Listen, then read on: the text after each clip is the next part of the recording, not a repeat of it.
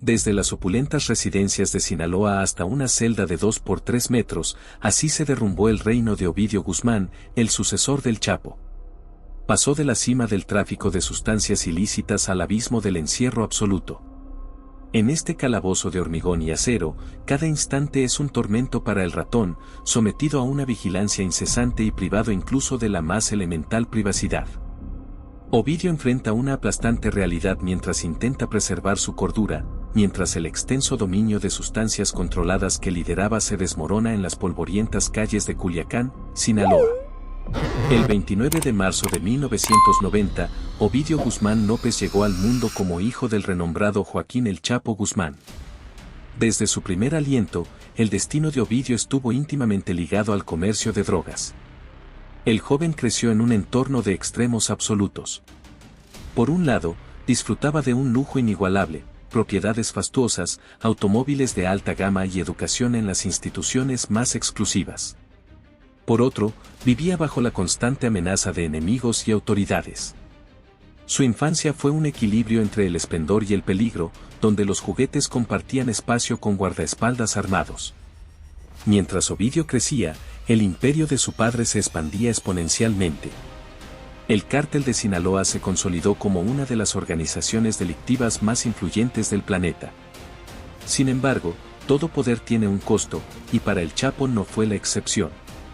El 19 de enero de 2017, fue detenido y enviado a los Estados Unidos, dejando un vacío de liderazgo que sus hijos, incluido Ovidio, se apresuraron a llenar.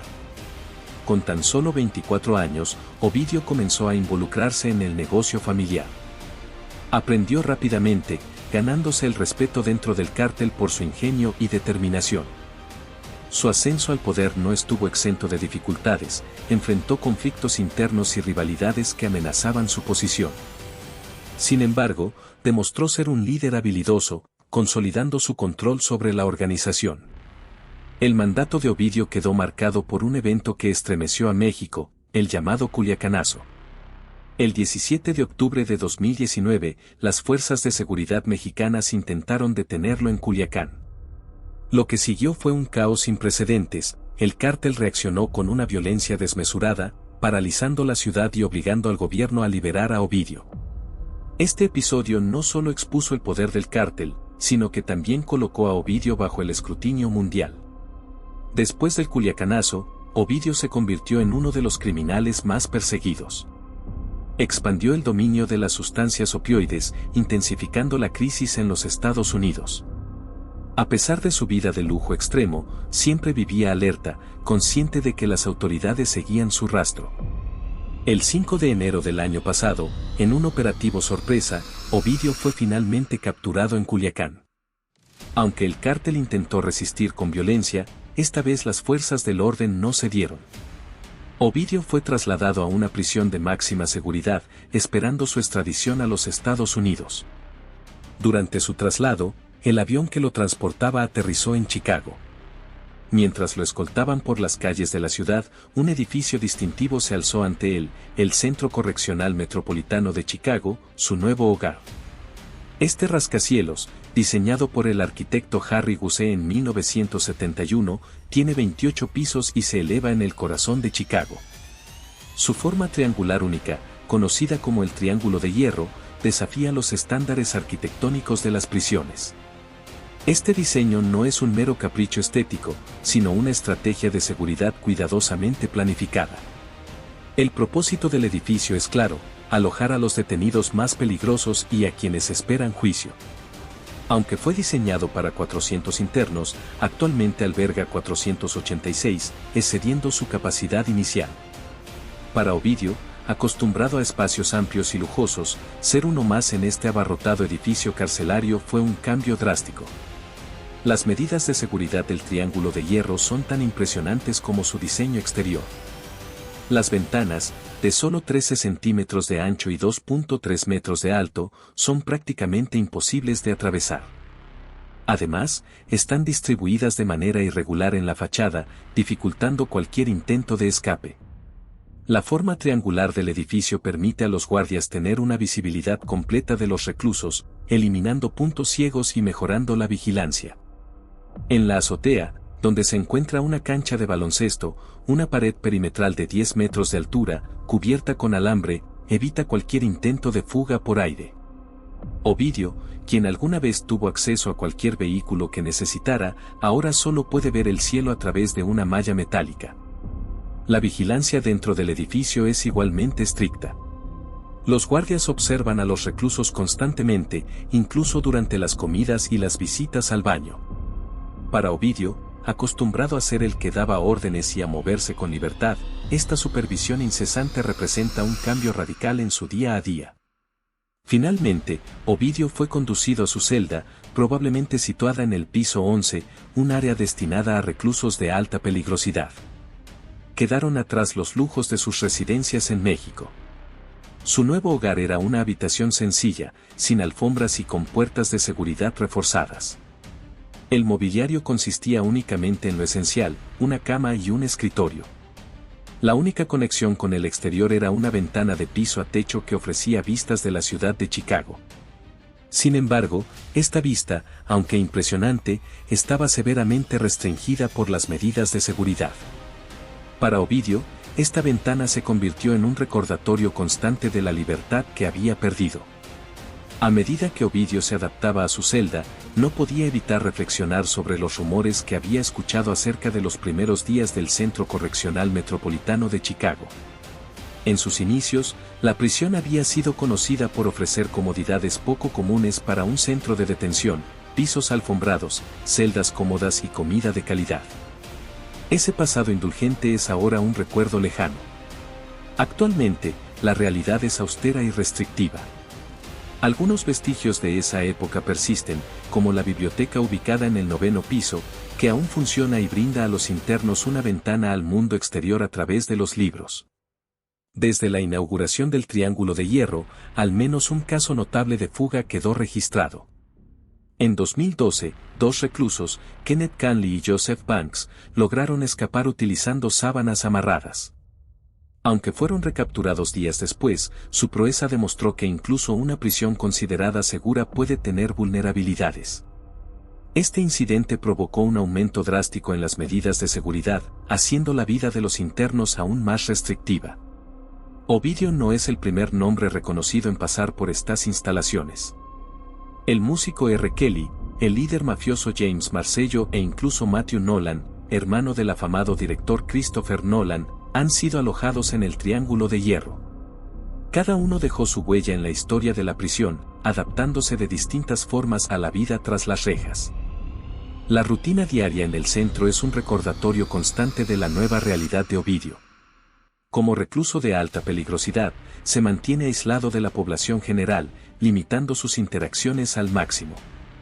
Su acceso a las instalaciones recreativas, como las canchas de baloncesto y voleibol en la azotea, está estrictamente controlado y limitado.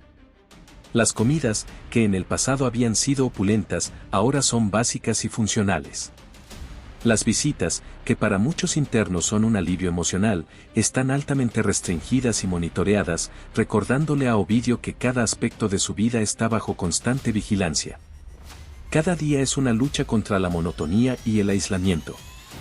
Con el paso del tiempo, la vida de Ovidio en el Centro Correccional Metropolitano de Chicago adquirió una rutina estricta y repetitiva. Su jornada comienza temprano, a las 6 de la mañana, con el sonido metálico de las puertas de seguridad abriéndose. Lejos quedaron los despertares entre sábanas de seda y desayunos gourmet. Ahora, una ducha rápida y un desayuno básico marcan el inicio de su día. De 8 a 11 de la mañana, Ovidio tiene acceso limitado a la biblioteca del 9º piso. Allí, rodeado de libros, intenta mantener su mente activa y alejada de los recuerdos de su vida anterior. El almuerzo, servido a las 12 del mediodía, es una experiencia solitaria. Como recluso de alto perfil, Ovidio come separado de los demás, bajo la atenta mirada de los guardias. La comida, muy distinta de los banquetes a los que estaba acostumbrado, es funcional y poco apetitosa. De 2 a 4 de la tarde, si el clima lo permite, Ovidio tiene acceso a la cancha de baloncesto en la azotea.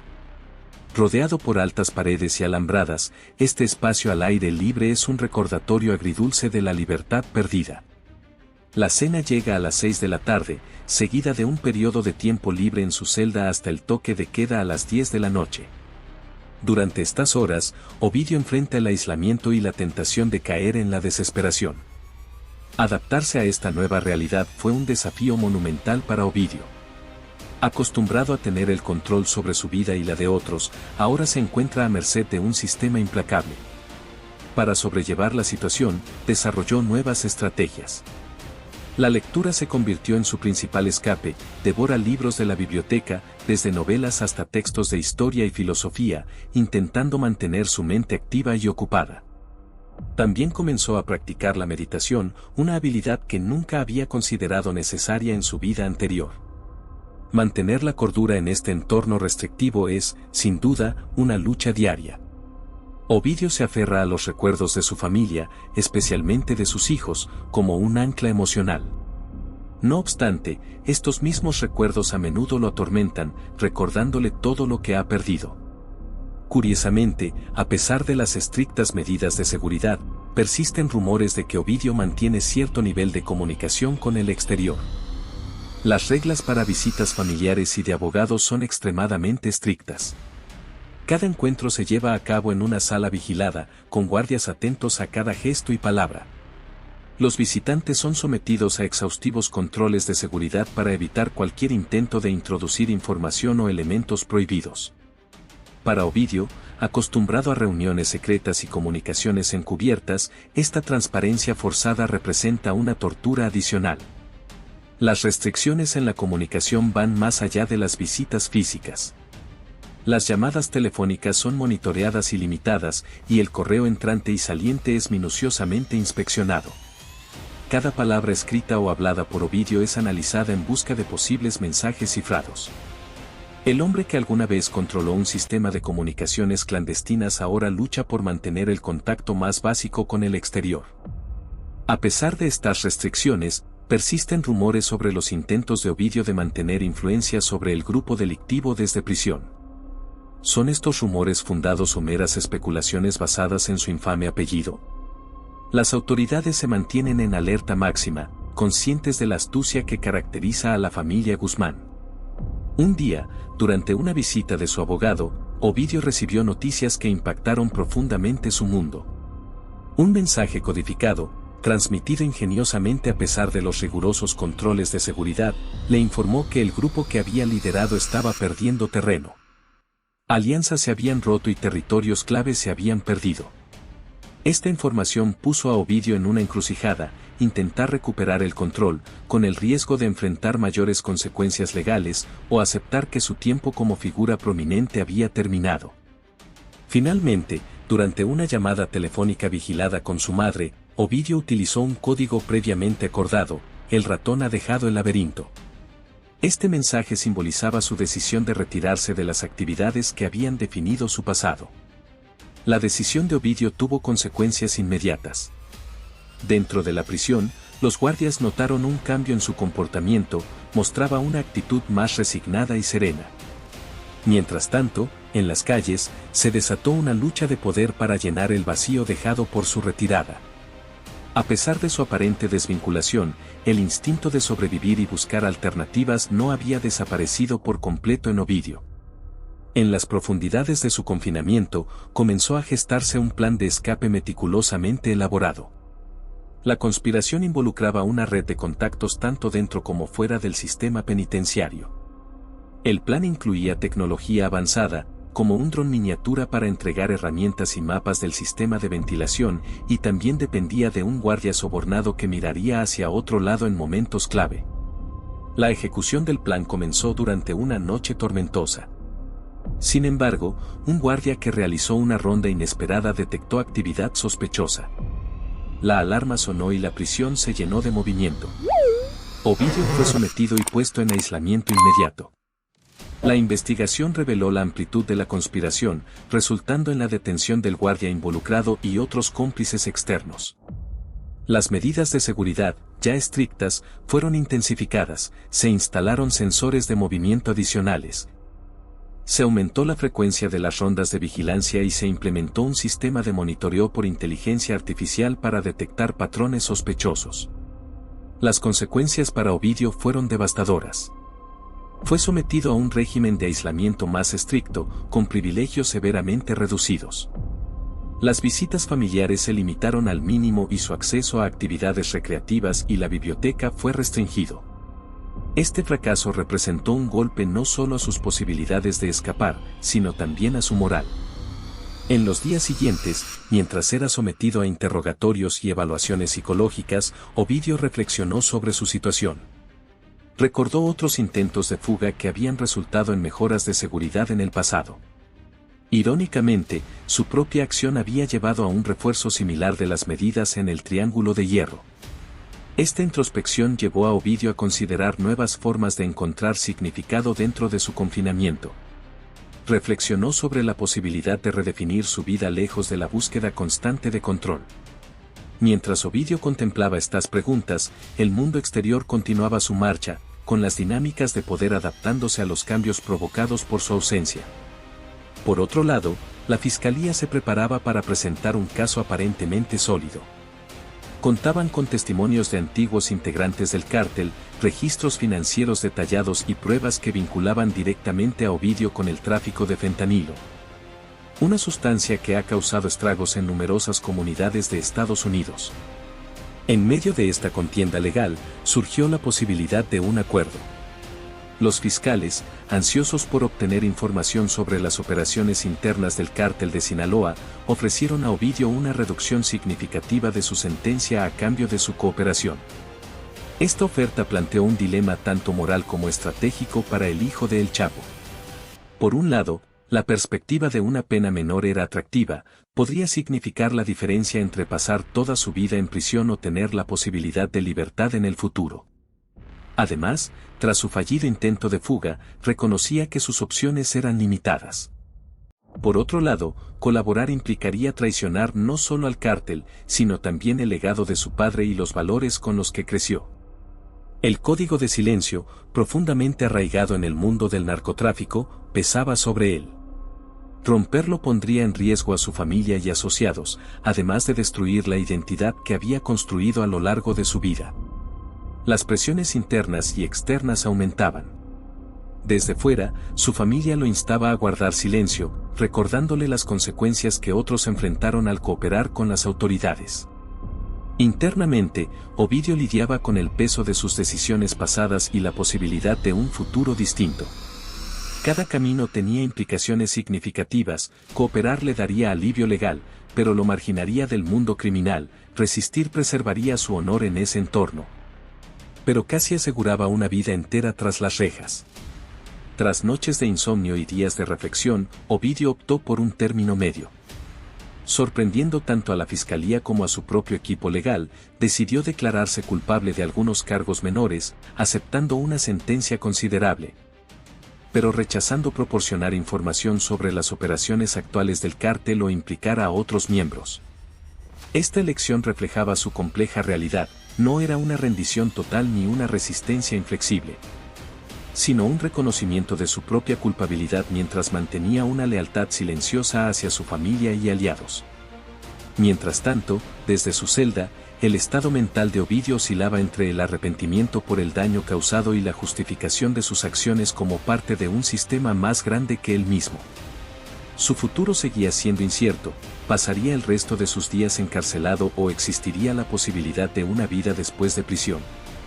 Y si lograba salir algún día, ¿qué tipo de mundo lo esperaría? El apellido Guzmán ahora tenía un peso distinto. Para algunos, seguía siendo un símbolo de desafío y astucia criminal, para otros, representaba la inevitable caída de quienes desafían la ley. Las generaciones futuras de la familia Guzmán enfrentarían decisiones cruciales, continuar el legado en el mundo del crimen o buscar redefinir su identidad lejos del narcotráfico. Incluso la percepción pública sobre el mito del narco comenzaba a cambiar. Las series de televisión y los narcocorridos, que alguna vez glorificaron figuras como el Chapo, ahora empezaban a mostrar las devastadoras consecuencias de sus acciones. Mientras Ovidio miraba por la estrecha ventana de su celda, se preguntaba si sería recordado como el último de una dinastía criminal o como el principio del fin de una era sangrienta en la historia del narcotráfico. El legado de los Guzmán, construido sobre poder y violencia, ahora parecía enfrentarse a un callejón sin salida. Y mientras el sol se ocultaba sobre el triángulo de hierro, el mundo esperaba el desenlace de esta historia.